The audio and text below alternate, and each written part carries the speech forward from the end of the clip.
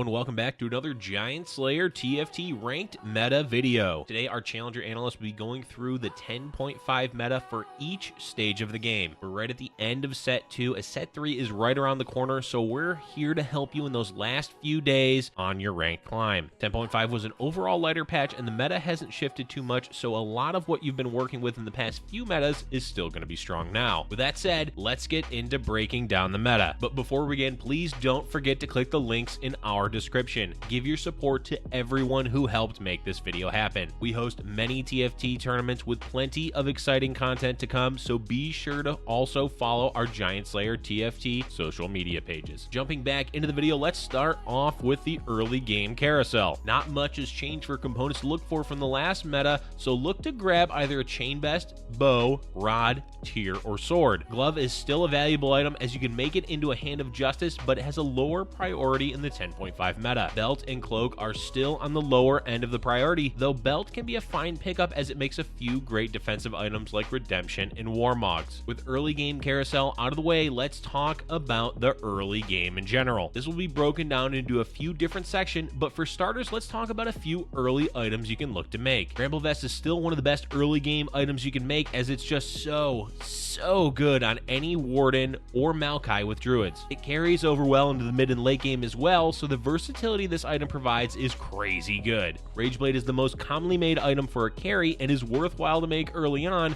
when you have the components for it. Hand of Justice, as previously mentioned, is just a bit lower on priority, but is still a great option for carry champions. Other items to make include Redemption for the sheer amount of healing it has in the early game fights. With a large AoE and a significant heal, it will often win most early game fights as very few players run an early Morellonomicon. Speaking of Morellonomicon, it's worth scouting to see what other players are running and whether you should invest in making one or not. If you see several players with Woodland Druid or any redemptions, it can be a great item choice to counter those players in the early game. Lastly, you can make Guardian Angel early game and it will do decently well, but it's less valuable early compared to its strength later on. But if you have extra components for it and a good early game champion to place it on, such as Nasus or Renekton, then it's fine to make. Alright, let's move on to the next early game section, leveling and economy. Not much has changed from the previous meta, so you're still going to want to pick up pairs with the intent to upgrade them into 2-star champions. There's 2 leveling times you should look out for, as you can level to 4 at round 2-2 and level again to 5 at round 2-5, or you can just wait to level to 5 until around 2-5 or 2-6. Overall, it's important to keep a good leveling curve so your chances of finding higher tier champions goes up. If you aren't planning to level, then look to buy the minimum amount of champions and play to have a loss streak to get extra gold and then level up to 5 on Krugs. However you wish to play the early rounds, your goal is to work your way towards 40 to 50 gold so that you can level to 6 on round 3-2. If you want to play aggressively, it is possible to level on 3-1 and roll down to 10 or 20 gold to get a head start on finding mid-game champions, but the general timing will be to level on 3-2 instead. From there, you have a few options you can look to do, but we'll break that down more when we talk about the mid-game. Before we move on to the mid-game, let's go over a few champions and traits to play for early on. As usual, the synergy of Woodland Druids and Predators can be a great way to win early game rounds. Don't get baited by holding onto these champions too long though, as they can be a gold sink if you're unable to get them 2-starred quickly enough. A good rule of thumb to follow is that if you don't have early game champions 2-starred by Krugs, it's time to replace them. Warden with Electric does great early on as well with Ornn, Volibear, and any other Warden. Braum is a perfect complement to those champions since he'll also give Glacial on top of being extremely hard to kill. If you're able to find an early Ezreal, look to go for a fast Glacial composition as it can lead to early win streaks. Other champions to grab are Kindred and AZIR for strong early and mid-game carries. Kindred can be paired with Inferno or a second Ranger, though they are fine without any traits at that stage of the game as long as you have a good front line. The most important aspect of the early game in general is making sure you get upgraded frontline champions. Alright, let's move into the mid-game. Picking back up where we left off on 3-2, you'll have a few options at this stage. If you're below 70 health and you don't have a lot of 2-star champions, it's a good idea to level to 6 and roll down your gold. Try not to go lower than 20 gold and look to hit upgrades for your existing composition while picking up strong 3 and 4 cost champions. If you're above 70 health, you can level and play it slow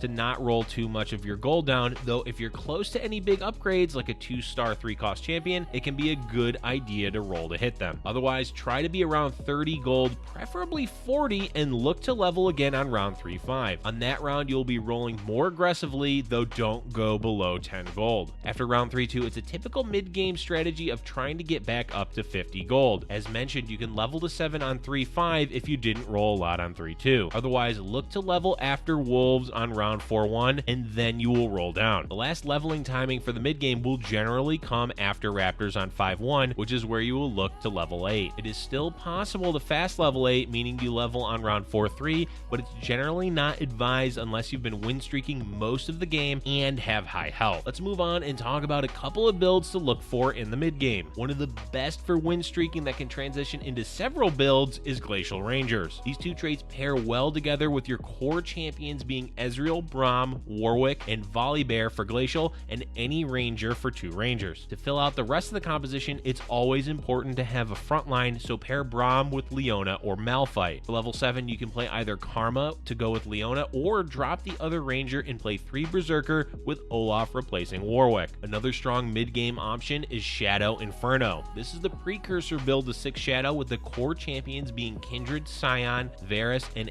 either Annie or Inferno Kiana. Grab any other Shadow to get the base composition of 3 Shadow, 3 Inferno. After that, you can fill in the rest of the composition with any champions while you're transitioning towards a 6 Shadow composition. Great options include frontline units like Leona, Braum, Malphite, or you can play Karma to pair with your Kindred and Yorick to get 3 Summoner. The last build to talk about is AZIR carry. Essentially, this is Summoner Assassin, but neither trait is necessary at this stage of the game, so your core champion is just an AZIR too. Frontline is a must for AZIR to truly shine, so any upgraded warlords will work, and if you're able to get him a Yorick too with Guardian Angel, you can hard carry your frontline through to stage 4. Mystic is not a bad option either, so grab Karma to boost your AZIR and either Soraka or Janna as the other Mystic. Rageblade is an absolute must on AZIR, with Shojin as a decent secondary item. Now that we've got the mid game out of the way, let's transition into the late game. This is around the time after most of the lobbies hitting level 8 and you're into stage 5 after Raptors. There isn't really anything special in these stages besides finalizing your composition and getting upgrades, but there are a few things to touch on. First off is the elephant in the room,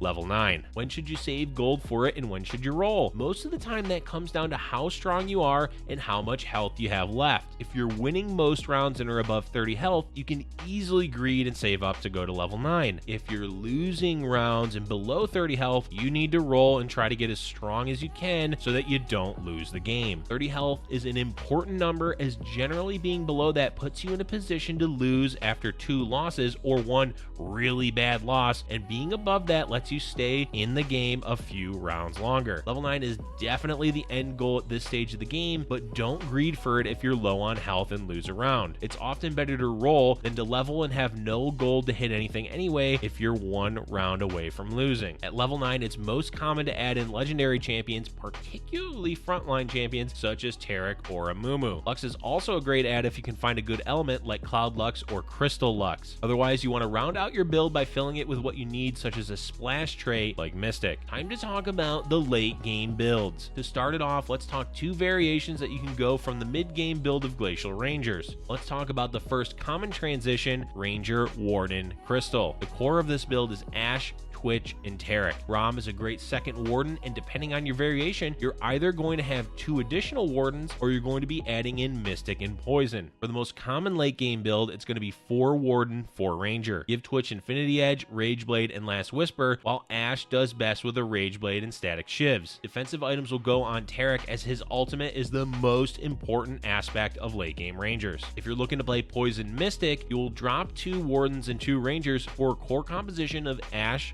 Twitch, Taric, Braum, Mundo, Singed, and Karma, with any other Mystic for your second Mystic. Another variation drops Poison and keeps 4 Rangers, 2 Wardens, 2 Mystic. Now for the other common build to transition from Glacial Rangers, Berserkers. This can be done much earlier in the game than level 8, generally around level 7. The core of this build will be all 6 Berserkers, with your 7th champion being actually quite flexible. Kha'Zix, Ezreal, and Braum are all viable options. The level 8 transition for this build can either be Assassin, Electric, or Poison. Assassin assassin is only worth going if you can turn your Olaf into an assassin, otherwise don't bother. Poison is the most common, where you add in Twitch and Singed in addition to the other 6 berserkers. Electric is a bit harder to pull off, as you'll likely want an electric Lux and a Zed too, but if you're able to get those champions, it can be a really great late game boost for berserkers. The last win condition for berserkers is to go for Olaf 3, but it's gonna be quite hard to get, so don't rely on it. As much as you want to throw all 18 axes, it's just not that likely to happen. One last build to talk about is more so about an individual champion than it is a build, and that's the Z2 carry. This was seen a lot at the end of 10.4, where you'd look to play Zed in the late game with Warden, Electric, and Mystic. But regardless of what you play with Zed, you're going to want a strong front line with either Assassin or Electric. If you're playing Assassin, it's likely transition from mid-game Summoner Assassin build with AZIR carry. Simply add in Zed, Kiana, and Kha'Zix at level 8 with Yorick and AZIR. To be truly effective, Zed absolutely needs to be 2-starred with items like Redemption, Guardian Angel, and Bramble Vest. The other option for Zed carry is to play Warden, Electric, Mystic late game. Any combination of Warden is fine, though Ornn is likely to be in the composition, with Braum and Taric being the 2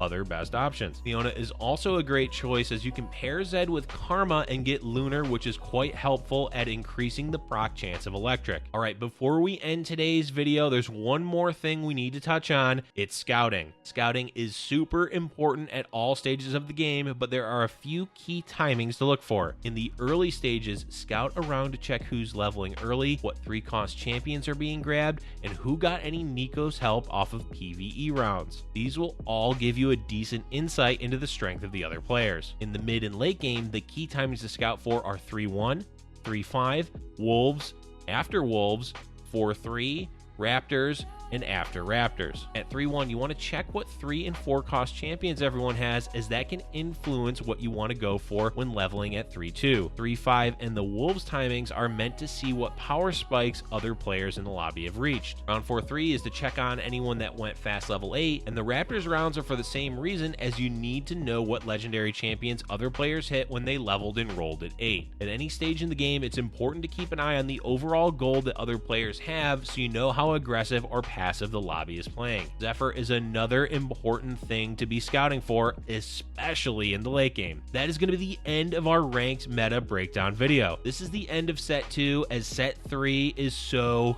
close to being released. Let us know in the comments how the end of your season push and ranked is going, and we hope it all goes well for you. Thank you everyone for watching, and be sure to like and subscribe for more Giant Slayer TFT video content.